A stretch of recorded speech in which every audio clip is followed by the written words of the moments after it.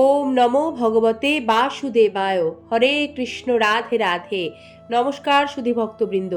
মাঘ মাসে কৃষ্ণপক্ষের শ্রী শর্তিলা একাদশী ব্রত 2026 সালে কবে পালন করবেন, পালন সহ তার পূর্ণাঙ্গ সময়সূচি, কেন এই একাদশীর নাম শর্তিলা, এই একাদশীর ব্রত মাহাত্ম্য কথা, এই একাদশীর দিন কিভাবে তিল ব্যবহার করতে হয় এবং একাদশী পালনের সঠিক নিয়মাবলী জেনে নিন আজকের এই পর্বে।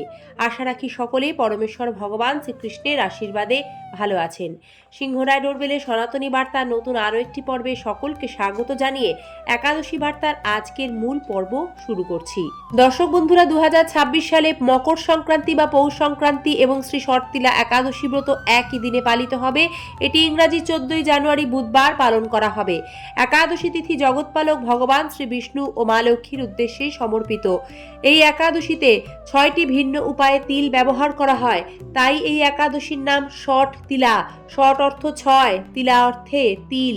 কিভাবে এই 6টি উপায়ে তিল ব্যবহার করবেন? প্রথম, তিল মেশানো জলে স্নান। এই একাদশীর দিন স্নানের জলে অবশ্যই তিল মিশিয়ে স্নান করুন এবং স্নান করার সময় ওম নমো ভগবতে বাসুদেবায় মন্ত্র জপ করুন। দ্বিতীয়, তিল শরীরে ধারণ।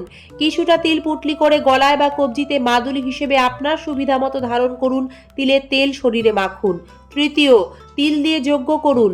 এই একাদশীর দিন গরুর ঘিতে তিল মিশিয়ে ভগবান শ্রীকৃষ্ণের উদ্দেশ্যে আরতি বা যজ্ঞ করুন, মহাপুণ্য ফল অর্জন করবেন। চতুর্থ, তিল মিশ্রিত জল পান করুন। এই একাদশীর দিন সারা দিন তিল মেশানো জল পান করুন, এতে অনেক রোগ নিরাময় হয়। তাছাড়াও এই দিন দক্ষিণ দিকে মুখ করে পূর্বপুরুষদের উদ্দেশ্যে তিল মিশ্রিত জল তর্পণ করুন। পিতৃদোষ খণ্ডন হবে, পূর্বপুরুষদের আশীর্বাদে সংসারে সমৃদ্ধি আসবে। পঞ্চম, তিল ভোজন করুন। তিলের লাড্ডু, গুড় দিয়ে তিল চিটে কিংবা খাবারে তিল ব্যবহার করে ভগবানকে ভোগ নিবেদন করুন, পরে তা প্রসাদ হিসেবে গ্রহণ ও বিতরণ করুন।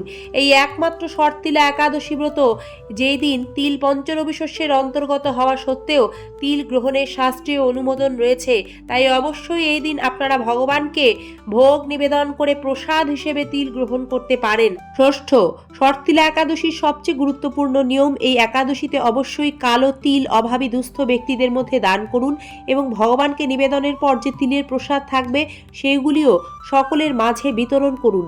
এর ফলে গ্রহদোষ খণ্ডন হবে, পূর্ণ ফল অর্জন করবেন।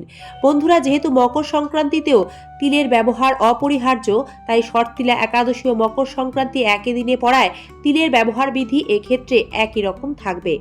মকর সংক্রান্তিতে পবিত্র গঙ্গা স্নানের বিধান রয়েছে, তাই এই একাদশী ও মকর সংক্রান্তির দিন সকাল সকাল ঘুম থেকে উঠে স্নানের জলে কালো তিলের পাশাপাশি একটু গঙ্গা জল মিশিয়ে তারপর স্নান করবেন। সূর্য বন্দনা করবেন। সূর্যদেবকে তামার পাত্রে জল, লাল ফুল, রলি, কুমকুম মিশিয়ে অর্ঘ্য নিবেদন করবেন। সূর্য প্রণাম মন্ত্র জানা থাকলে উচ্চারণ করবেন, কারণ মকর সংক্রান্তির দিন সূর্যকে অর্ঘ্য দেওয়া, সূর্যদেবকে প্রণাম করে দিন শুরু করার বিশেষ গুরুত্ব ও বিধান রয়েছে। এটিও পূর্ণ ফল অর্জনে সহায়তা করবে। তারপর একে একে একাদশীর নিয়মগুলি পালন করতে শুরু করবেন। একাদশী পালন করতে গেলে সংকল্প করতে হয়, তবে সংকল্প কখন করবেন? যারা আমিষ আহার করেন তারা একাদশীর আগের দিন অর্থাৎ দশমী, একাদশী, দ্বাদশী এই 3 দিন নিরামিষ আহার করবেন। দশমীতে ভগবান শ্রীকৃষ্ণের চরণে ফুল নিবেদন করে সংকল্প করবেন।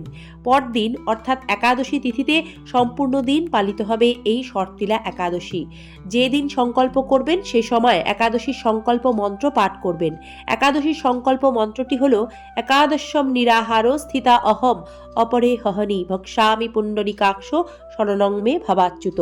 তারপর একাদশীর দিন অবশ্যই ভোরে শয্যা ত্যাগ করে স্নান সেরে শুচিশুদ্ধ হয়ে শ্রীহরির মঙ্গল আরতিতে অংশগ্রহণ করবেন। শ্রীহরির পাদপদ্মে প্রার্থনা করবেন, হে শ্রীকৃষ্ণ, আজ যেন এই মঙ্গলময়ী পবিত্র শর্তিলা একাদশী ব্রত সুন্দরভাবে পালন করতে পারি।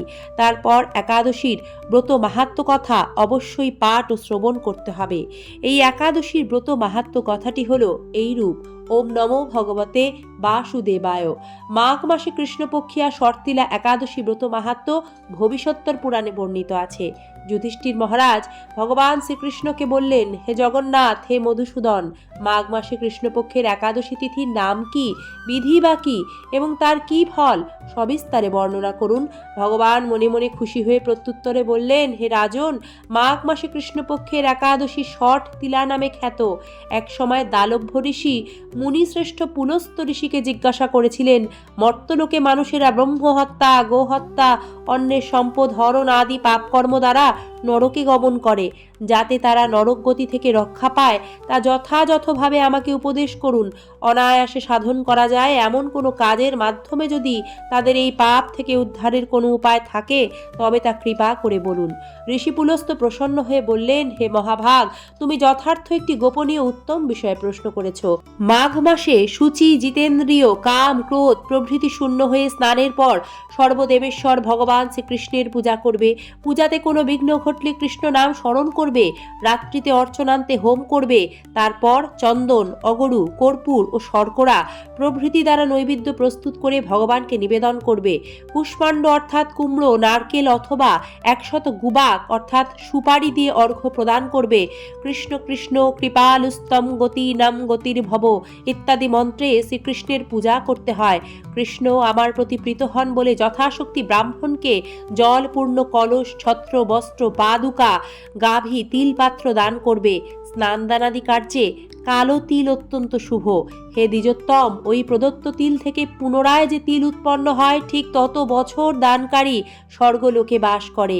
তিল দ্বারা স্নান, তিল শরীরে ধারণ, তিল দিয়ে যজ্ঞ, তিল মিশ্রিত জলপান, তিল ভোজন এবং তিল দান, এই 6 প্রকার বিধানে সর্বপাপ বিনষ্ট হয়ে থাকে। এই জন্য এই একাদশীর নাম ষট তিলা। ভগবান শ্রীকৃষ্ণ বললেন, হে যুধিষ্ঠির মহারাজ, এক সময় নারদ মুনি এই ষট তিলা একাদশীর ফল ও ইতিহাস সম্পর্কে জানতে চাইলে যে কাহিনী আমি বলেছিলাম তা এখন তোমাকে বর্ণনা করছি। পুরাকালে মর্তলোকে এক ব্রাহ্মণী বাস করত। সে প্রত্যহ ব্রত আচরণ ও দেব পূজা পরায়ণা ছিল। উপবাসক্রমে তার শরীর অত্যন্ত ক্ষীণ হয়ে গিয়েছিল। সেই মহীয়সী ব্রাহ্মণী অন্যের কাছ থেকে দ্রব্যাদি গ্রহণ করে দেবতা, ব্রাহ্মণ, কুমারীদের ভক্তি ভরে দান করত, কিন্তু কখনো ভিক্ষুককে ভিক্ষা দান ও ব্রাহ্মণকে অন্ন দান করেনি। এইভাবে বহু বছর অতিক্রান্ত হলো। আমি চিন্তা করলাম, কষ্টসাধ্য বিভিন্ন ব্রত করার ফলে এই ব্রাহ্মণীর শরীর শুকিয়ে যাচ্ছে। সে যথাযথভাবে বৈষ্ণবদেরও অর্চন করেছে, কিন্তু তাদের পরিতৃপ্তির জন্য কখনো অন্ন দান করেনি। তাই আমি একদিন কাপালিক রূপ ধারণ করে তামার পাত্র হাতে নিয়ে তার কাছে গিয়ে ভিক্ষা প্রার্থনা করলাম। ব্রাহ্মণী বলল, হে ব্রাহ্মণ, তুমি কোথা থেকে এসেছো, কোথায় যাবে, এখানে আসার উদ্দেশ্য কি, তা আমাকে বলো। ভগবান বললেন, হে রমণী, আমি একজন ভিক্ষুক, ভিক্ষাই আমার কর্মবৃত্তি, আমাকে ভিক্ষা দিন, ভিক্ষাং দেহি। তখন সে ব্রাহ্মণী অত্যন্ত রাগান্বিত হয়ে তামার পাত্রে একটি মাটির ঢেলা নিক্ষেপ করল। ব্রাহ্মণীর মনোভাব বুঝতে পেরে স্মিত হেসে আমি সেখান থেকে চলে গেলাম। বহুকাল পরে সেই ব্রাহ্মণী ব্রতের সুফল পেয়ে সশরীরে স্বর্গে যাত্রা করল। মাটির ঢেলা দানের ফলে একটি মনোরম গৃহ তার প্রাপ্ত হলো। কিন্তু হে নারদ, সেখানে কোনো ধান, চাল বা অন্য কোনো অন্ন ছিল না। গৃহশূন্য দেখে মহাক্রোধে সে আমার কাছে এসে জানতে চাইল আমি ব্রত, কৃচ্ছ সাধন, উপবাসের মাধ্যমে শ্রী নারায়ণের আরাধনা করেছি। এখন হে জনার্দন, আমার গৃহে কিছুই দেখছি না কেন? হে নারদ, তখন আমি তাকে বললাম, সত্য রমণী, তুমি জীবনে অনেক কিছু করলেও কাউকে কখনো অন্নদান করনি। পরিবর্তে ভিক্ষা হিসেবে মাটির ঢেলা দিয়েছ। একাদশীর সুফলে তুমি সশরীরে স্বর্গে যাত্রা করেছ। মাটির ঢেলা দানের ফলে মনোরম গৃহ পেয়েছ। অন্ন দান না করার জন্য তুমি এখানে অন্নহীন হয়ে রয়েছ। ব্রাহ্মণী নিজের ভুল বুঝতে পেরে আমার চরণতলে অঝরে কাঁদতে কাঁদতে ক্ষমা প্রার্থনা করতে লাগলো। প্রভু, আমায় ক্ষমা করে দিন, অনেক বড় ভুল করে ফেলেছি, এর উপায় আমায় বলে দিন। ব্রাহ্মণীর আকুল প্রার্থনায় আমার মন বিগলিত হলো এবং বিহিতের উদ্দেশ্যে জানালাম, এর একটা উপায় আছে। মর্তলোকের মানবী সশরীরে স্বর্গে এসেছে শুনে দেবতাদের পত্নীরা তোমাকে দেখতে আসবে। নিজ গৃহে দরজা বন্ধ করে বসে থাকবে, কিন্তু তুমি দরজা খুলবে না। তুমি তাদের কাছে শর্তিলাব্রতের পুণ্য ফল প্রার্থনা করবে। যদি তারা সেই ফল প্রদানে রাজি হয় তবেই দরজা খুলবে, অন্যথায় নয়। এরপর দেবপত্নীরা সেখানে এসে তার দর্শন প্রার্থনা করল। ভগবানের উপদেশ মতো ব্রাহ্মণী তাদের কাছে শর্তিলাব্রতের পুণ্য ফল প্রার্থনা করল। শেষমেশ তাদের মধ্যে এক দেবপত্নী তাঁর শর্তিলা ব্রতজনিত পুণ্য ফল তাকে প্রদান করল। তখন সেই ব্রাহ্মণী দিব্যকান্তি বিশিষ্টা হলো এবং তার গৃহ ধনধান্যে ভরে গেল। দ্বার উদ্ঘাটন করলে দেবপত্নীরা তাকে দর্শন করে বিস্মিত হলেন। ভগবান শেষে বললেন, হে নারদ, অতিরিক্ত বিষয় বাসনা করা উচিত নয়। বিত্ত স্বাস্থ্য অকর্তব্য, নিজ সাধ্যমতো তিল, বস্ত্র ও অন্ন দান করবে। শর্তিলা ব্রতের প্রভাবে দারিদ্র্য, শারীরিক কষ্ট, দুর্ভাগ্য প্রভৃতি বিনষ্ট হয়। এই বিধি অনুসারে তিল দান করলে মানুষ অনায়াসে সমস্ত পাপ থেকে মুক্ত হয়। জয় শর্তিলা একাদশী, জয় শ্রীকৃষ্ণ, রাধে রাধে। দর্শক বন্ধুরা, পারণ ছাড়া একাদশী ব্রত অসম্পূর্ণ। আমরা এবার দেখে নেব এই একাদশীর পারণের সময়সূচি ও নিয়ম। একাদশী ব্রত পালন করে একাদশীর পরদিন পারণের দেওয়া সময়ের মধ্যে স্নান সম্পন্ন করে ভগবানকে পঞ্চরবি শস্য ভোগ নিবেদন করে 3 বার ভক্তি সহকারে পারণ মন্ত্র পাঠ করবেন। একাদশীর ফল ভগবানের সম্মুখে অর্পণ করতে হবে। একাদশীর পারণ মন্ত্র হল ওং অজ্ঞান তিমিরান্ধস্য ব্রতে নানেন কেশব প্রসীদ সুমুখনাথ জ্ঞান দৃষ্টি প্রদো ভব। মন্ত্রটি 3 বার উচ্চারণ করবেন।